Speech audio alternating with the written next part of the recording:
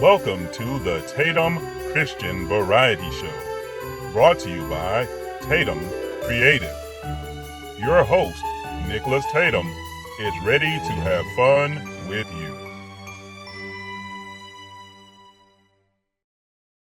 you. Greetings and God bless. Every episode starts with the trivia. The trivia will be answered at the end of the show to give you time to think it over and see if you can get it right. Without further ado, here is your trivia. Who am I? I doubted Jesus had risen until I saw his scars myself. People still call me a doubter. Who am I? Welcome to the Triple C Christian Comedy Clips, where I take clips of stand-up comedy from various people in the Bible and share them with you. Today's special is going to be from Jonah. So I decided to go against God, y'all. 10 out of 10, I don't recommend. He told me to go to Nineveh to give the people a message. Bottom line, top drawer, I didn't like those people. I didn't want to be around them, so I said no. But to God, you just can't say no. You know, seems like if you say no, somehow you still end up in the situation to where you end up doing the yes. And I understand how that works. So I reluctantly looked up Nineveh and said to myself, what's the furthest I can get away from Nineveh to make this the most impossible it can be? With the ships I had available to me, the farthest I could get was Tarshish. So I paid to get on this boat, thinking to myself, let's see God get me to speak to them now. Oh yeah, I was smug. I sat in the bottom of the ship, and then it started rocking. I could hear rain falling, crewmates yelling, and after a while, it just got plain ridiculous. But they were trying their best to keep us on course. And the whole time I'm thinking, really, God? Really? I mean, even if you destroy this ship, not suggesting you should, but it's not like I could swim all the way to Nineveh. It was so bad, y'all, that one guy was trying to batten the hatches, another guy was trying to lower the sails, the captain was yelling random orders, and it also sounded like he was crying a little. They were trying so hard that I was starting to feel sorry for him, at least a little. Do you want to hear the ironic part? There was a part of me that was feeling sad for them, but there was another part deep down inside that was kind of laughing, because what kind of idiot tries to go against God? I mean, what are these guys, crazy? Okay, in hindsight, they didn't know they were fighting against God because I didn't tell them. I mean, they were throwing off food supplies and just about anything that wasn't part of the ship or nailed down. There was crying, wailing, some gnashing of teeth. You could just see it in their eyes that their lives were ruined. All the while, I was laughing a little. But I did feel bad about it. So it makes it okay. Don't judge me. Don't judge me. I felt so bad that eventually, I just went ahead and told them, hey, throw me overboard, because that's the only way y'all gonna make it. I knew a long time ago that they needed to throw me over. But there was a part of me that was still rooting for them. You know, trying to see it through to the end. Trying to see how far they can make it. So, they threw me over. Splash. I started sinking to the bottom. Sinking, until I got caught up in seaweed. Oddly enough, I still had a smile on my face, thinking, well, at least I'm not preaching to Nineveh. Then out of nowhere, a huge fish comes and swallows me, and I just know it's over for me. A part of me was still thinking, at least I'm not preaching in Nineveh. I was thinking it was going to be over quick. But here I am, and a whole day has passed when I start thinking, could be worse. I could be in Nineveh. fish. There's no lights, no board games, no stars to look out at.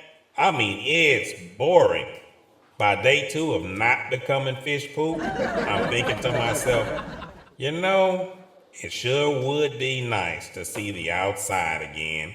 By day 3, time comes around, I'm thinking, let me out of here.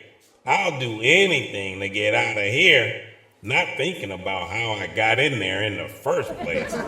It got so bad that I'm telling God that he doesn't even have to tell me what to do. He can just give me a sign and I'll be all over it. Then a miraculous thing happened. All of a sudden, the big fish spit me out onto the shore, no less. And just when I was about to tell God thank you, I looked up and saw that stupid sign that said, "Welcome to Nineveh." What are the odds? Now it's time for Holy or Common. This is the part of the show where you have 10 seconds to determine whether the phrase I give you next is in the Bible or if it's just a common saying. Here we go. This too shall pass. Is it in the Bible?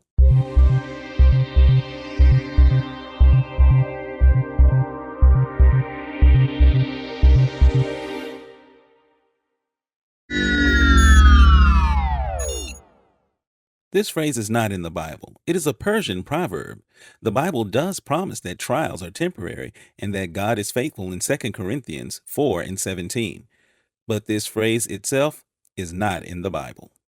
The views expressed in this program do not necessarily represent the views of CWC Digital Radio Network. Greetings and God bless, and welcome to the program.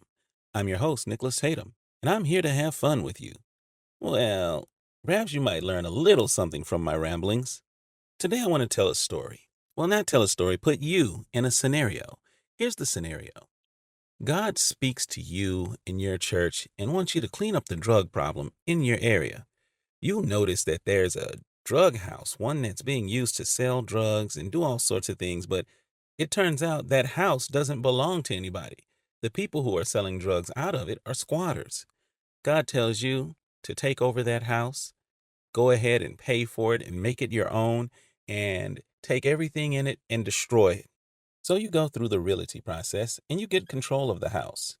You being in control of the house now means the other people have to vacate the premises, and they do, and quickly, because they were there illegally in the first place.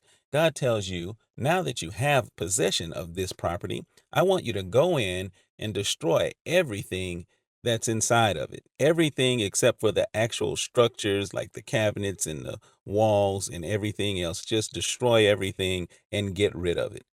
You decide to go ahead and do that. So as you're doing this, you have some of your church members come to help you because it's a big process. It is a whole house and property, and you have to get rid of everything on it. And who knows what you're going to find inside. You go inside, you start finding paraphernalia and drug instruments and some actual narcotics, and you have to get rid of it and destroy it.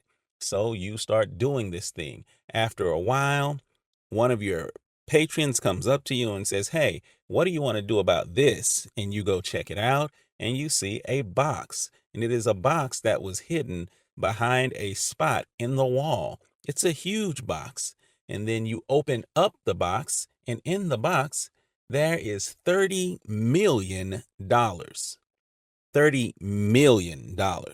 Of course, the first thing that goes through your mind is, how much money did they have if they were willing to leave $30 million behind? And then you start thinking about what to do now. One of your church people who are actually working with you lets you know, hey, if you take possession of that money, since this entire property is yours, paying tithes and offering off of that would really help the church.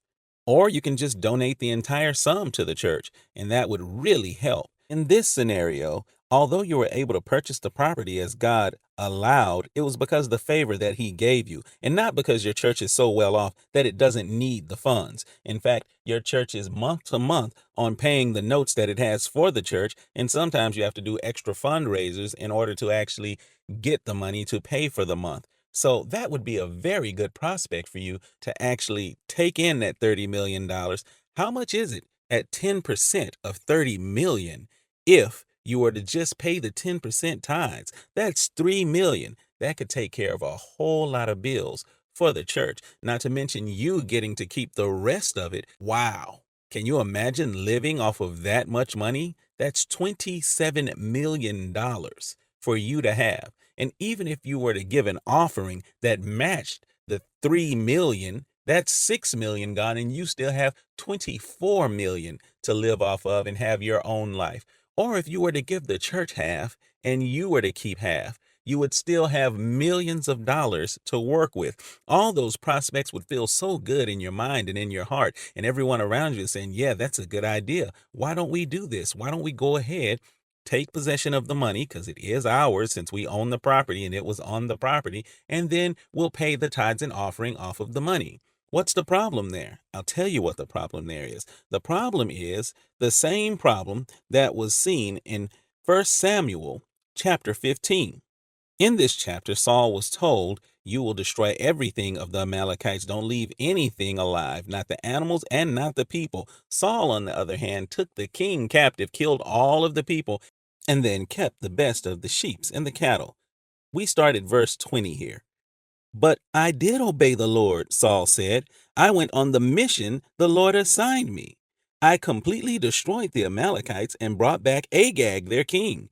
The soldiers took sheep and cattle from the plunder, the best of what was devoted to God, in order to sacrifice them to the Lord, your God, at Gilgal. But Samuel replied, does the Lord delight in burnt offerings and sacrifices as much as in obeying the Lord? To obey is better than sacrifice, and to heed is better than the fat of rams. For rebellion is like the sin of divination, and arrogance like the evil of idolatry. Because you have rejected the word of the Lord, he has rejected you as king. What a mind-blowing thing to happen to Saul. He decided he was going to sacrifice the best of things to God, but that was in direct disobedience to what God actually told him to do, which was get rid of everything. Likewise, in the scenario I just gave you, God told you destroy everything that's not actually the structure of the home. That would include that money that's there. Could that money be useful? Yes, it could be useful. Would you be tempted to keep that money? Of course you'd be tempted to keep that money. But if you have your heart and your mindset right, you are supposed to obey what God is saying. God has a different plan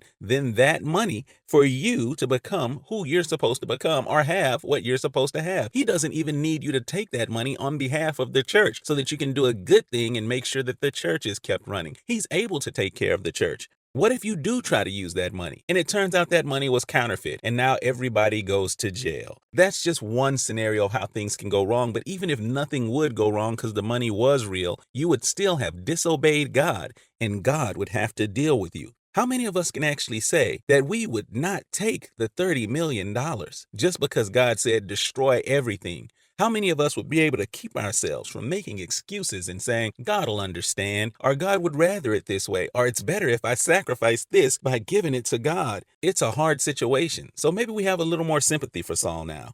Maybe not, but maybe we do. So think it through. Are you ready to be obedient to God instead of just giving sacrifice?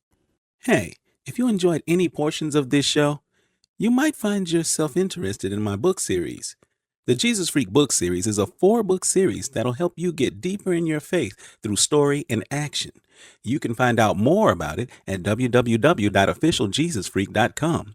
And you can also reach me at info@officialjesusfreak.com.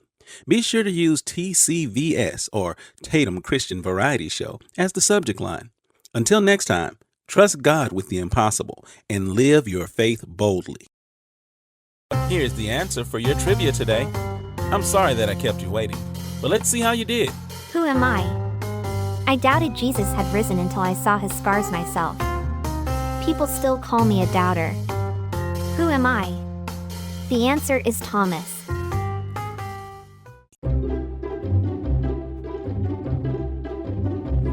Did you get the answer right?